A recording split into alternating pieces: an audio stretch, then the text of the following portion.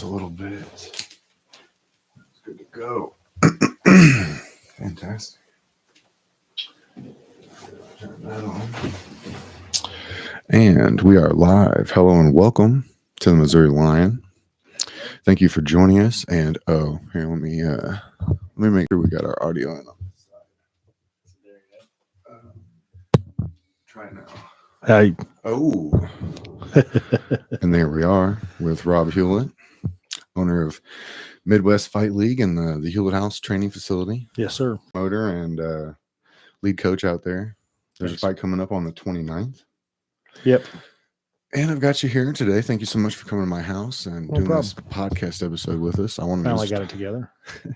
This is fun. I'll tell you what. I'm trying to like take each recording that I'm doing right now and take a step forward in like the evolution of the technology that I'm using. You know that I am just now going to video. Yeah. And you know, anybody that's seen the pictures of the office before, I'm just kind of changing that around and trying to get a setup where it's all working, and it's going to come together slowly because we're all very busy people, and this is kind of just like my top hobby, and we're kind of, working on some different things that might help kind of help it monetize itself moving forward, I like the idea of using this Midwest Fight League platform and helping to build the social media presence on it, using some of these newer platforms to do some of the live streaming and some of the recording. And it looks like we're going to see what this mobile setup you got does a nice in a setup. crowd. Thank you so much. It's going to be close to the same, except for I use these for these, and I'm going to try to get it to where that I can hook all this up through my phone so I don't have to bring the laptop. Right. And I'll have some extension cords, hook up to the Wi-Fi. It's going to be fantastic. Good. Have to pre-sell some shirts. I didn't get anything, but I didn't get anything actually in my hands for this one, but I was trying hard. But, for anybody that hasn't been, just really, really close to the action, we don't really talk about this kind of stuff very much at all, but, we do MMA fights around here in Missouri. And really, if you've seen one going on at the boat, or if you've really heard about any of them, and if you've been training jiu-jitsu at Sean Woods and you know any of those MMA fighters, they are connected to you. Yeah. And a lot of them are. Your facility is over there kind of off the Centralia exit on I-70. There by the big American flag, Oh, yeah. Right out there off of Route Z exit. Okay. Yeah. And I went out there a little bit at one point and got banged around. And, I like to make the joke that if you had like a concussions punch card in life, once you've got like that last one, you really kind of got to just slink back down into the grappling area. It's mind your business. Different level out there. I mean, we have a lot of beginners and stuff that do it, and we've gotten better and better at when I started, I was always known for, we always went super hard and everything else. And now it's kind of, you'll still get people in there that want to go real hard and when they're not ready yet, but we've kind of got it separated pretty good, with the different levels of everybody. The bad parts were in Columbia, so you're not in as a big a town.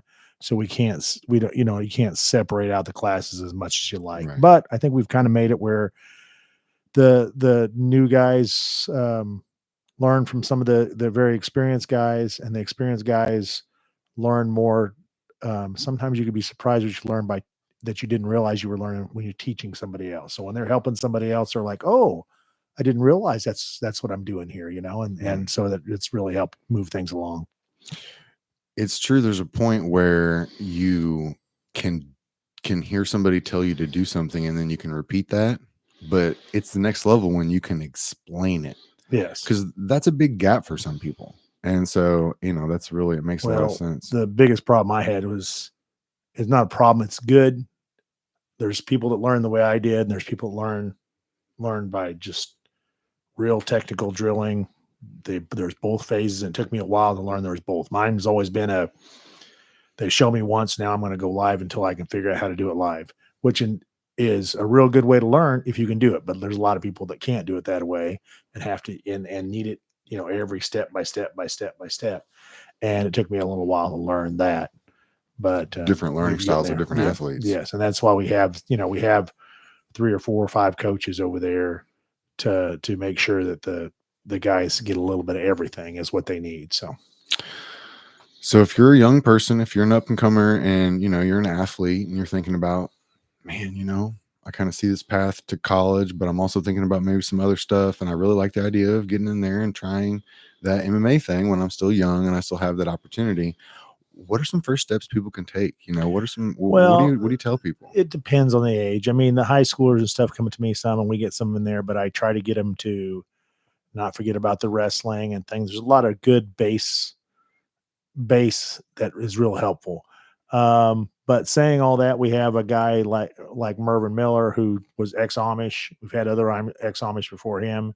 Came in, didn't know anything, and started with us, and he's doing fantastic. I really expect him to be in one of the. He's 4-0 as a pro now. I expect him to be in one of the bigger things, and within the next 6 months or so, depending on how the schedule of everything goes.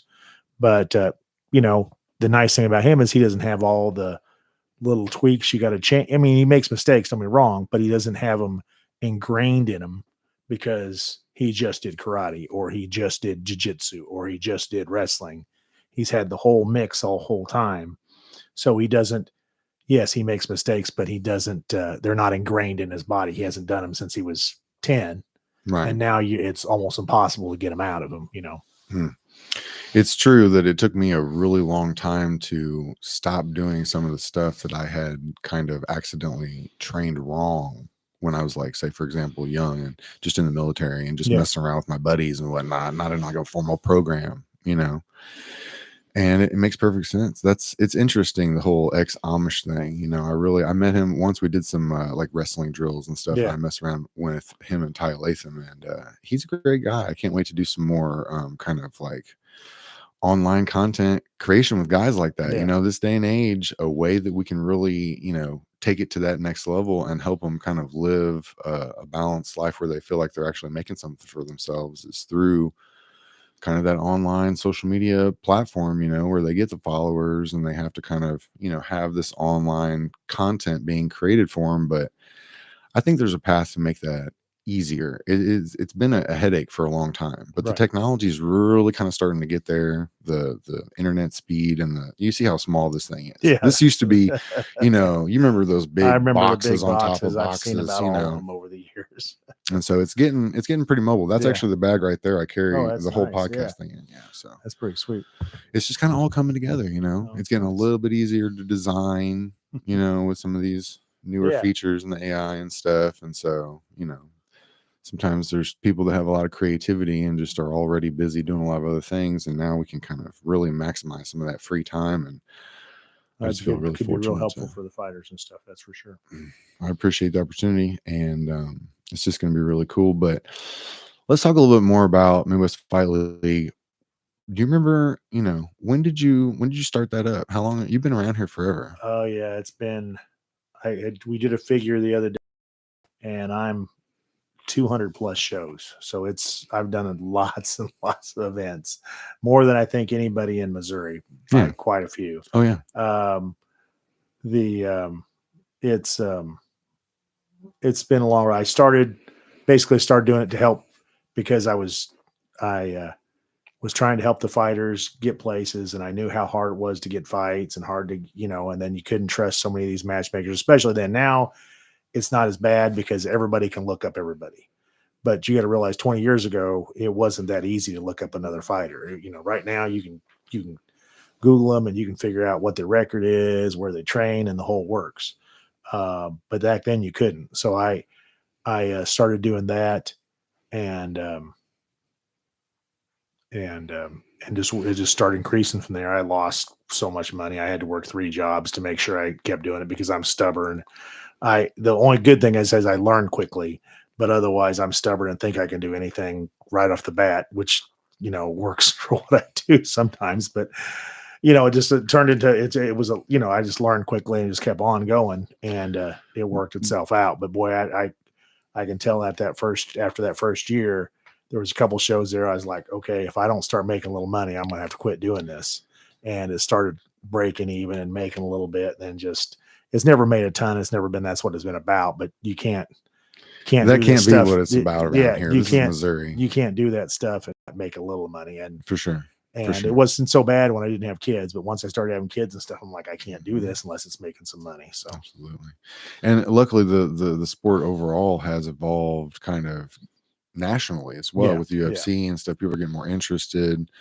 Back then as well, they're just, when was No, the most first people, UFC? It was in the early yeah, 90s. yeah. It was in the early '90s, and I started doing this, and oh my gosh, I was doing this, and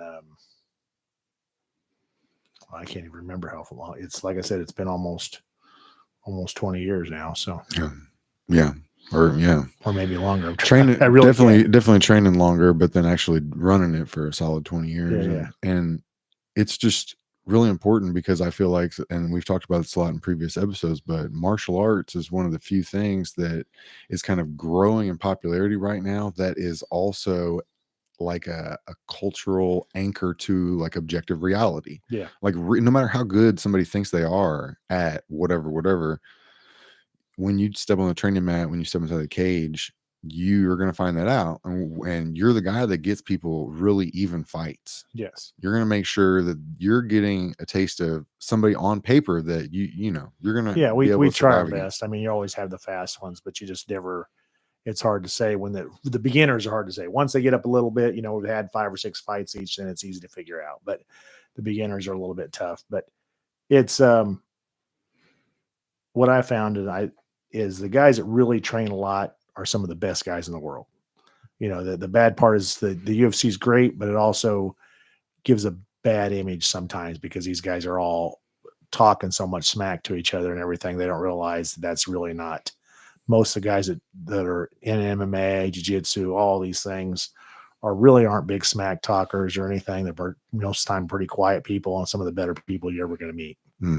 Yeah. It comes down to work ethic. A lot of times there's going to be some people that have what some people might call a genetic advantage or whatever, height and weight. But, a lot of those things are even weight classes. And so The higher the levels you get, the more that evens out. That there's guys, there's guys, but if they don't keep they might win their first fights really easy.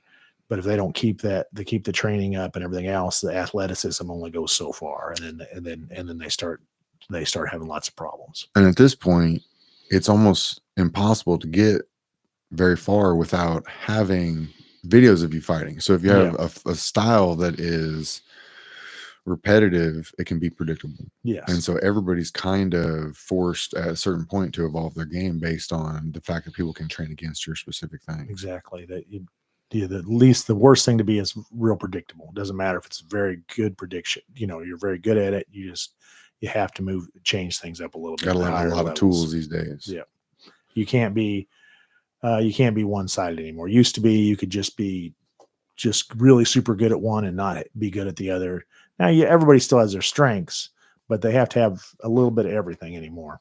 And if you don't, it's going to be pretty rough for you. That makes for a really exciting fight, though. Yeah. Even at this level, people might say, "Oh, how far does it go?" But those are extremely exciting fights. A lot of times they can be very technical. Sometimes they just turn into an all-out brawl, slugfest.